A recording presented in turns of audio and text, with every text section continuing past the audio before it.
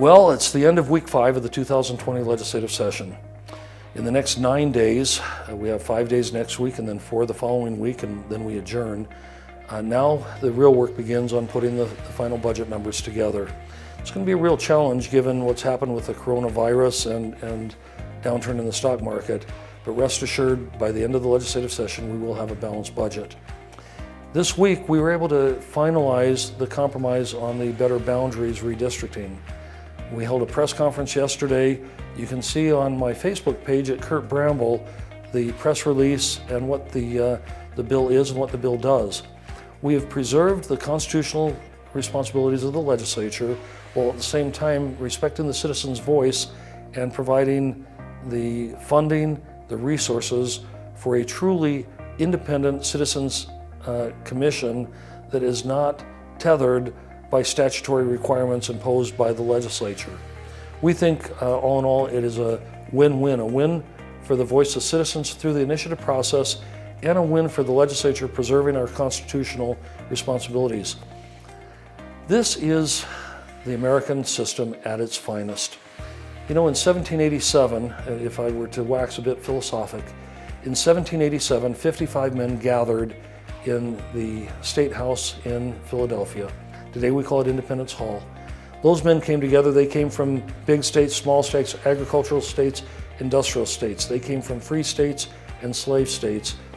And in those 55 men, from May through September 1787, they were able to forge a compromise that we today call the Constitution.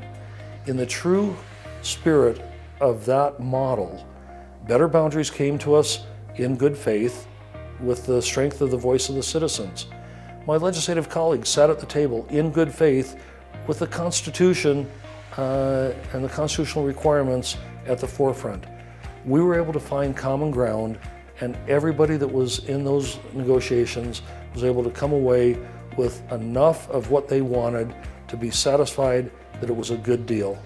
If you see the press, if you watch the press conference, if you look at the press release and you look at the bill, this is the American political system at its finest, where we were able to come together. I'm a Republican. I'm a conservative Republican. Many of the folks on the other side are members of the Democratic Party, and they're fairly liberal. But we were able to come together as Americans, trying to address what they perceived was an American problem and put together a consensus American solution.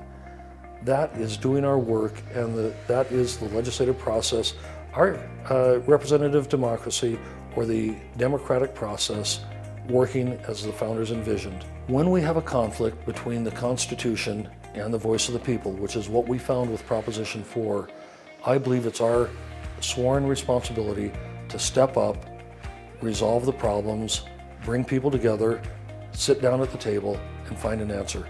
That's what we were able to accomplish this week. You'll find the results of it in Senate Bill 200. That's the bill that will come before committee next week. I believe it would pass with strong bipartisan support. Thanks for listening. Hold on to your seats. Keep your arms and legs inside the vehicle at all time, because the next 9 days are going to be quite a ride.